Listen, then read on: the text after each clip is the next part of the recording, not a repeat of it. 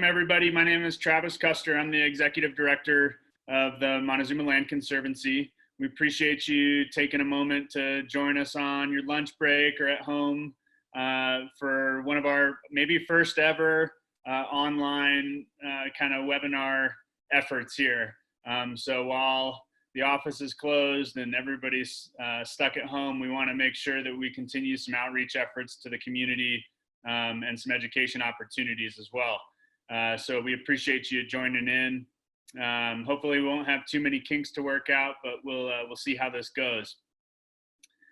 So today we are just going to do a brief discussion on conservation easements. This is going to be a very broad overview of the easement programs that Montezuma Land Conservancy runs. We will make some time for some questions at the end.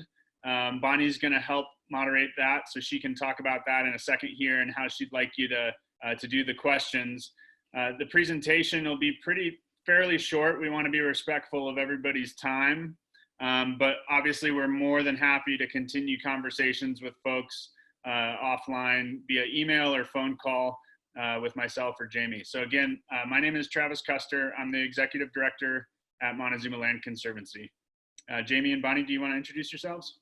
Of course, yeah. Thank you everyone again for joining us. I'm Jamie Johnson and I'm excited to be part of the team as the new Conservation Director for Montezuma Land Conservancy. I've been working in the land trust world for about 7 years, but I encountered land conservation almost 20 years ago when my dad put a conservation easement on our ranch. Partially why I care so much about this work is that I'm a 4th generation rancher in Southwest Colorado. And I've seen a number of longtime ranches that I knew the families or used to work on get divided and turned into subdivisions as the land passed hands. Bonnie? Great. I'm Bonnie Wayman. I used to be Bonnie Fetterman, and my parents have been involved with Montezuma Land Conservancy for a long time. So I'm excited to be working with the organization. I'm the events and communications coordinator, so I'm here to try and help all the back end stuff go smoothly. For the question and answer section, there's a chat function in Zoom. If you can submit your questions via chat, that would be great. If you are on your phone and you can't see the chat function, we're a small enough group, so if you want to just take yourself off of mute and ask a question, that would be great. As Travis mentioned, we're recording this webinar, so if we could save more of the questions for the end, that would be great so that it's a smooth presentation for other people to watch. I'm excited to be here. Thanks for joining. Thanks, guys. Well, we'll jump right into it. We'll spend about, hopefully about just 20 minutes or so. Jamie and I will go over some basics of the conservation easement program and talk about some various functions of the easements. We'll talk about how the process works with MLC for landowners who are interested in conserving their land. We can talk a little bit about some of the incentives that landowners receive for doing conservation work in Colorado, as well as some of the costs that might be involved in that process. So I'll start off as well. I've been the director of the Conservancy for the past 3 years, and prior to that was working for the State Soil Conservation District and USDA Natural Resource Conservation Service, working with farmers and ranchers in the Four Corners area here in Montezuma County. Been connected to land for most of my life in various capacities in agriculture, and so I've really enjoyed this work at the organization. Montezuma Land Conservancy. Bonnie, you can go ahead and switch to the next slide too.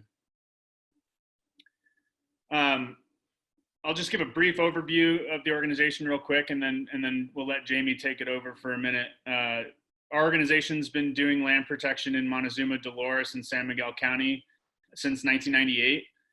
We've helped a little over 75 families protect around 46,000 acres over the 3 county service area that we cover.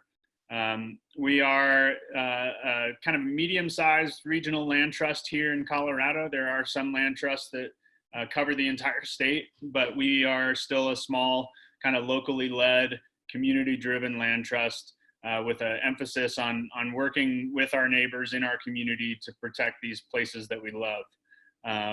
Over the past 3 or 4 years, the Conservancy has also expanded some of its programs to include a pretty significant emphasis on community education and youth programming as well. We run an 83-acre irrigated farm called Fozzie's Farm north of Cortez, right outside of Lewis, Colorado. And we host student groups, K through 12 groups out there, and run some high school internships with Southwest Open School. So that's been a really fun expansion of our mission in conjunction with continuing to help landowners do private land conservation that benefits our community on a number of levels. So that's just a brief overview. We've done a lot of work. Probably most of our work has the highest concentration, at least, of acreages in the Mancos Valley, also along the Dolores River corridor. And then we have some significant conservation easements north of Cortez and headed up into Dolores County, and a small handful in San Miguel County. So we're pretty widespread. Most of it is in Montezuma County, and like I said, we've worked with about 75 families at this point. Jamie, if you want to go ahead and take it over, Jamie's going to get into a little bit more about what conservation easements are and how they function, and trying to answer some of those questions for folks. Yeah, so we'll just jump right in with what is a conservation easement. And a conservation easement is a tool that can help landowners protect important properties. Specifically, it's a voluntary legal agreement between a landowner and a qualified entity like Montezuma Land Conservancy that protects a property's conservation values, which we'll talk about, by restricting development. An important note is that a conservation easement does not grant public access unless you want it to, or authority to any government agency. It is, however, recorded in the county records and becomes part of the title of the land and will pass with the property to new landowners. So whenever a landowner, a farmer, a rancher, or anyone living on the property is really interested in doing land protection, it's likely because they've spent a lot of sweat equity, time, money, and stewardship in the land, and they don't want to see that broken up and subdivided in the future. It is often their desire to see the land be kept in agricultural use or in the family hands or family ranch. And by conserving the property with a conservation easement, they can preserve their vision for the land and their legacy for our community and their family. So to understand how conservation easements work, we like to use the bundle of rights metaphor. We think of owning land as owning a bundle of rights, and a landowner can give away or sell the whole bundle or just one or two rights, like the mineral rights, or in this case, the right to subdivide the land. Exactly what the landowner gives up and what they keep is spelled out in the terms of the conservation easement. In general, conservation easements are extremely flexible, and they're tailored to each person and each individual property and the landowner's wishes for the land. Travis, am I speaking too quickly for my internet connection? An easement can protect any or all of the conservation easement that a landowner, or conservation values that a landowner chooses, such as farm and ranch land, water rights, important wildlife or plant habitat, scenic views, and sometimes historic or recreational uses. Again, development restrictions are specific to each property, and it's determined by the landowner and are detailed in the easement. The landowner retains all other rights to the property and continues to own and use the land. The conservation values are protected by limiting the subdivision and development rights on the land. In return, the landowner gets the satisfaction of having the land protected and can sometimes have other benefits such as cash, tax benefits, and certain estate benefits, which Travis will talk about later. A lot of people ask about houses and development on the property. Many landowners retain the right to build a limited number of houses or agricultural structures, such as barns, for their family or their future family's needs. The flexibility of each easement can accommodate these as long as the conservation values of the property are protected. While the easement is permanent, and remains with the land, it can be sold, leased, mortgaged, gifted, or passed on. Another question that a lot of people ask is, how restrictive is a conservation easement? And the answer is that an easement is restrictive as the landowner wishes it to be, while ensuring that the conservation values are protected. Some people write in that it totally prohibits new construction, and sometimes it doesn't.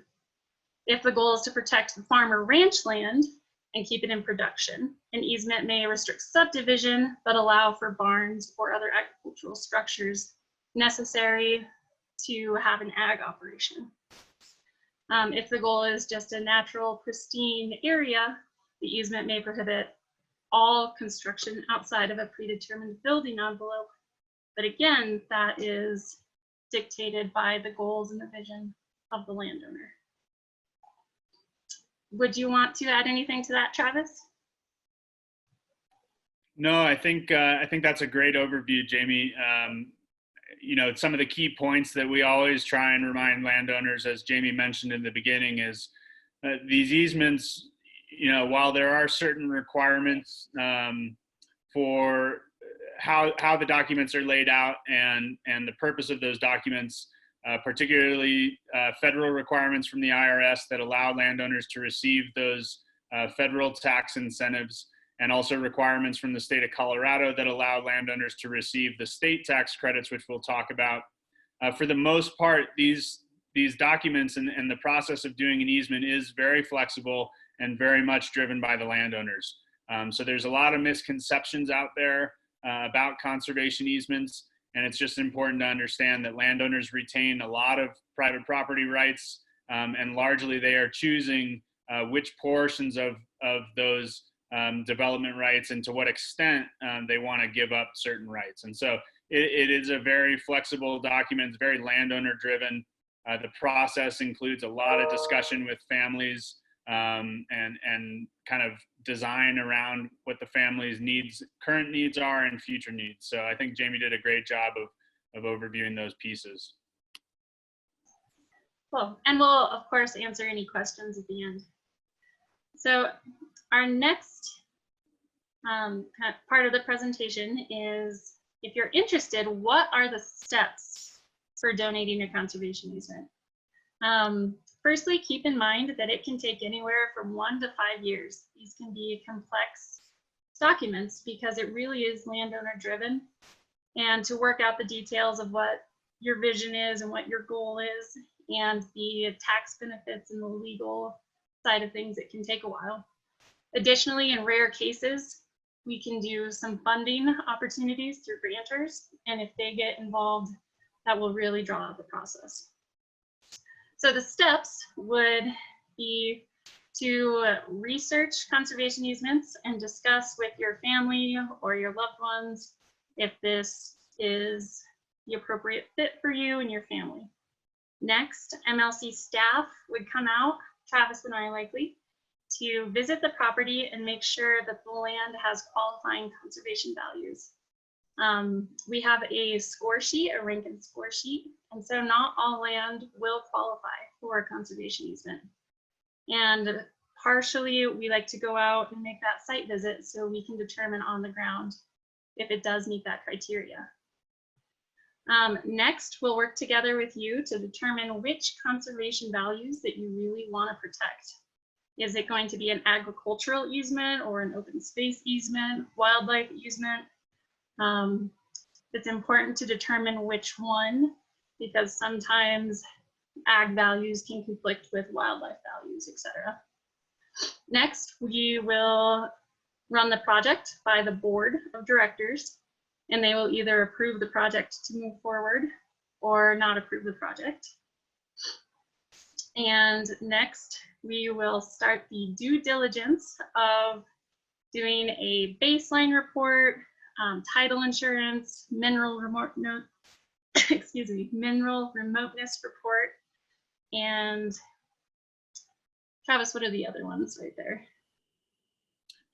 Yeah, you got most of the important ones there, Jamie. You know, that next process just really includes kind of the in-depth design process with the landowners. title work, like Jamie mentioned.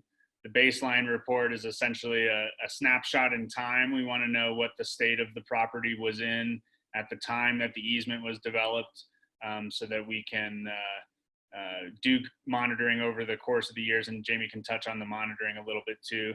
But really, once we have approval of the project at the organization's level, then Jamie and I start in that road of the design of the easement and the rights the landowners would like to reserve.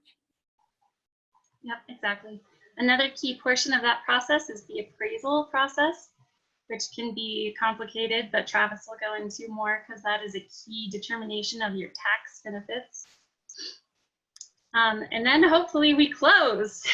And so we'll have closing documents, and then assist you with finding a tax broker, and then a landowner in certain circumstances can apply for tax credits, both from the state and tax credits from the feds as well. After we've signed our conservation easement, then starts the next and biggest step, which is just ongoing stewardship and conservation.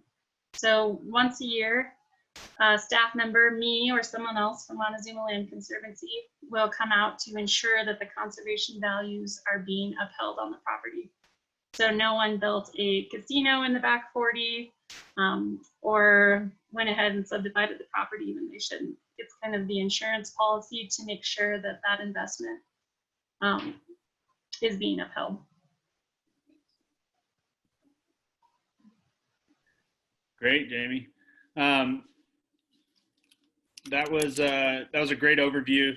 There's you know, again, I think one of the biggest take homes for folks should be that this process is really, it's not only the start of a long-term obligation on the part of the land trust and the landowner, but it really starts a long-term relationship between the landowner, their family, and the Conservancy. You know, many of the families that we've worked with over the years have become near and dear friends to the Conservancy. It's a multi-decade, multi-generational relationship that gets built. Conservation easements are perpetual in nature, and so they carry over with the deed, regardless of whether the original granting landowner is in ownership of the land, whether they're alive any longer. As that land gets passed on or sold to the next landowner, that easement does stay with the land throughout time. So it's you know, as Jamie said, this becomes for many families, this becomes a very kind of important process to go through, and oftentimes is a way to kind of protect those values, not only the conservation values, but protect the value of that land and the family for many generations to come. So it's a pretty important process to think about. Just like all tools in the toolbox, it's not the right tool for everyone, and that's okay. It really, you know, it's not a good fit for all landowners. It's not a good fit for all scenarios. And so it's really important that landowners spend a lot of time talking with their family, engage some legal counsel, and engage some financial counsel as well. The Conservancy doesn't provide any legal or tax counsel to landowners, so we really recommend that landowners seek that out on their own, and it is pretty important. I'll talk a little bit about some of those incentives, and then we can get into some questions and answers. Jamie mentioned the appraisal, and we'll talk about this is, and just as a heads up, this is where it starts to get a little bit more complicated for folks, and I just want to let everybody know we have a landowner packet available at the office that we can send to you by email. So by all means, don't feel like you have to grab everything now. We're more than happy to have these conversations again and share any information with folks if they have additional questions. The easy way to think about how conservation easements get valued and how landowners start to receive the value of doing conservation work is we have a before value and we have an after value. And so just like Jamie said, landowners are holding on to a bundle of sticks, and each one of those sticks is a different right. And each one of those rights has a value, has a dollar value attached to it. And so the appraisal process is probably one of the most key parts of an easement process. It'll tell us what the land is worth. before the easement is placed on the property, and then it estimates what it would be worth afterwards. The difference in that before and that after becomes the value of the conservation easement. Bonnie, if you want to go ahead and go to the next slide. So we have two basic structures that landowners can utilize to receive incentives from a conservation easement. The first structure that we'll go through is what's called a donated conservation easement. And this is where landowners only receive tax incentives. And then the second structure that we'll go through after this is called a bargain sale, which is where landowners can receive a mix of cash and tax credits, tax incentives for doing the easement work. Both scenarios start with the appraisal at the top here. So you can see we have our before easement value, we have our after easement value. And again, we're just using simple numbers here to kind of track along with the math as an example, but it's going to vary in every situation. So in this scenario, we have a landowner that wants to do a donated conservation easement. So they're just going to receive tax incentives. There's a before easement value of 2 million and an after easement value of 1.5. So that gives us that $500,000 easement value. Now, when a landowner does a donated easement, they're going to receive two forms of tax incentives: a federal deduction and a transferable state tax credit. Colorado is one of 19 or so states in the country that has a transferable tax credit program. So it's a very unique opportunity for landowners in Colorado to incentivize conservation. So on the federal side, you'll get the deduction. So that just comes off of your adjusted gross income. That deduction is usable over a 15-year period. And currently the value of that deduction is going to be the easement value minus your state tax credit value, and the remainder is your federal deduction value. The state tax credit is calculated a little bit differently by the state, so it's not quite dollar for dollar. The way the state calculates the credit program is they take the easement value. You'll receive $75,000 of tax credits for the first 100,000, and then 50% of the remainder. Those tax credits are usable over a 20-year period or until they run out. Now, the nice part about the state tax credits is landowners have a couple options there. They can choose to use those tax credits against their tax needs, their tax liability in the state, or they can sell them through a statewide marketplace at about 85 cents on the dollar. So in a donated conservation easement scenario, landowners can still walk away with cash value, but it's not going to be dollar for dollar, as you can see on the easement. And so landowners, it's really up to landowners to choose how they want to use those credits. They can sell some for cash. They can use them on their taxes. They can mix and match that. It doesn't have to be all or the other. This is the simplest form of a conservation easement. All conservation easements are going to have costs attached with them for landowners. And in this scenario, we can typically work with landowners on a little bit of a quicker basis, because typically for a donated easement, we don't have to go out for a lot of grant funding. Conservation easements are going to cost landowners somewhere between $30,000 and $70,000 or so. Now, obviously, most landowners are not going to want to pay for that out of pocket, and so the Conservancy assists in one of two ways, or both. We can help the landowners seek out state or federal grants to cover the costs of the easement transactions, and we can also use a landowner assistance fund that we have at MLC to assist landowners. It's a short-term 0% interest loan to cover some of those transaction costs while we do the project. Once we get to closing, landowners can basically pay back that amount from the sale of the tax credits. So at the end of the day, it doesn't really result in a lot of cash out of pocket per se.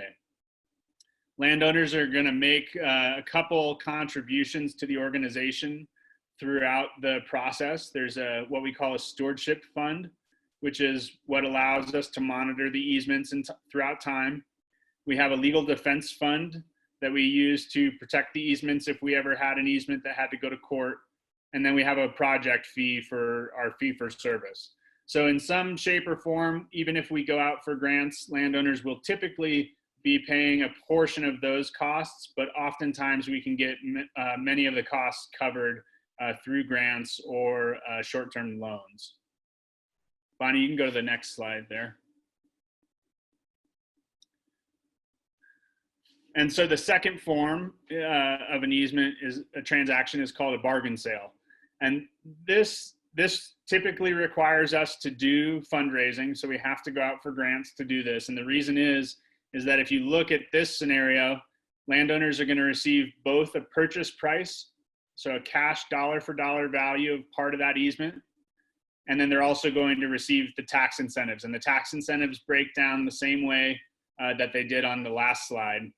So in this situation, instead of that entire $500,000 just being taken as tax incentives, landowners might choose to have a portion of that easement purchased from them in the process. And so at the end of the day, a bargain sale will result in more cash value to a landowner than just a donated easement.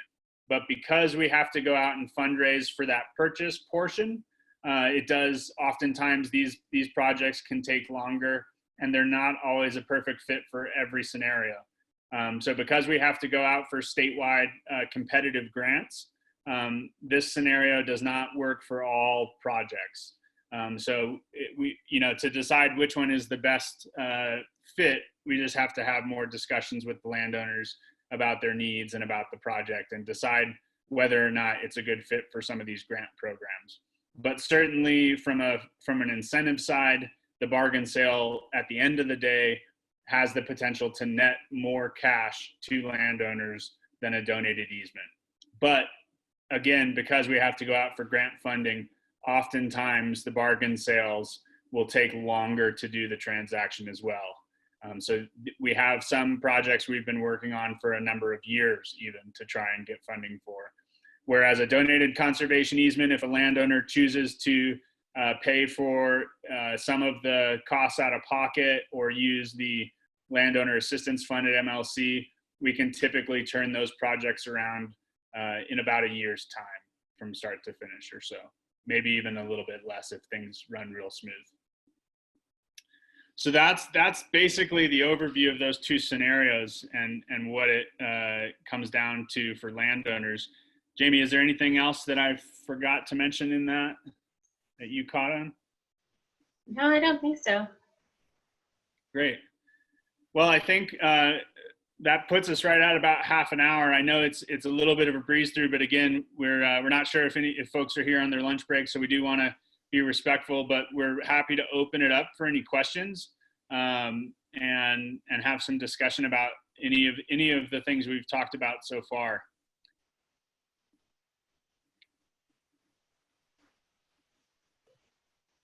So again, folks, if you do want to ask a question by voice, we have a small enough group, so I think it should work okay. Just make sure you unmute yourself, and if you would rather type a question into the chat, you can feel free to do that as well.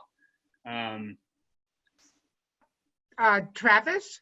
Yeah, Jean. Yeah, I'm having trouble with the chat, so I'll just ask the question. Is there a minimum size or a minimum or a maximum size in terms of acreage of what works for a conservation easement? That's a great question, and we do get that a lot from landowners. There's a couple factors that play into the answer, and not all land is created equal in a couple ways. One is that because of the cost of conservation easements, they've gone up quite a bit since the mid-2000s, and so if you think about that cost at $30,000 to $70,000 for the transaction, part of what we have to do with landowners is try and pencil out whether or not the easement is going to be a good fit financially. And the fact is that on smaller acreage, sometimes it's just not a good fit.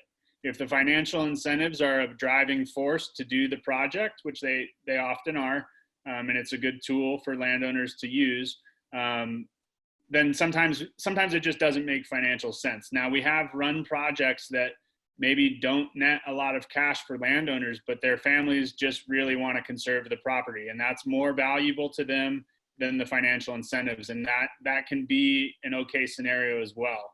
I will say that as a general kind of starting point, it's pretty difficult to pencil conservation easements out on less than 160 acres or so, but that's not always the case. In places where there's high development pressure and high land values, like maybe in the Mancos Valley or along the Dolores River corridor, sometimes those smaller acreages might pencil out better because, again, it comes down to that estimated appraisal value. But for a lot of our land in western and northern Montezuma County and Dolores County and western San Miguel County, land values are low enough that oftentimes those smaller acreages don't pencil out. So certainly the more acreage, the better. The other thing that kind of comes into play with acreage size is what are going to be the allowable reserved rights that landowners can maintain.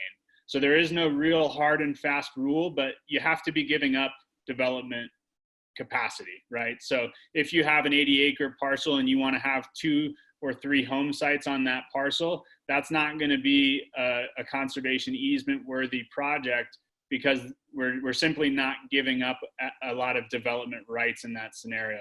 Versus, let's say we have a 500-acre parcel where a landowner only wants to maintain 1 home site.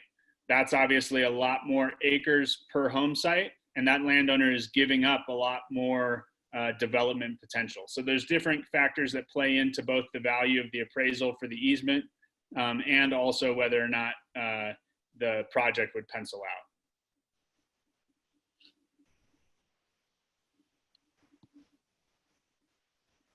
What other questions do folks have?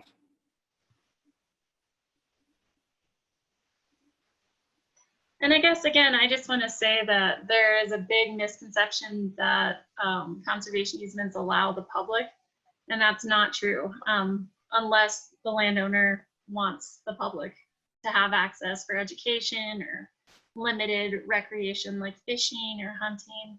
It's really up to the landowner. It does not guarantee public access. That's a really good point, Jamie. Thank you.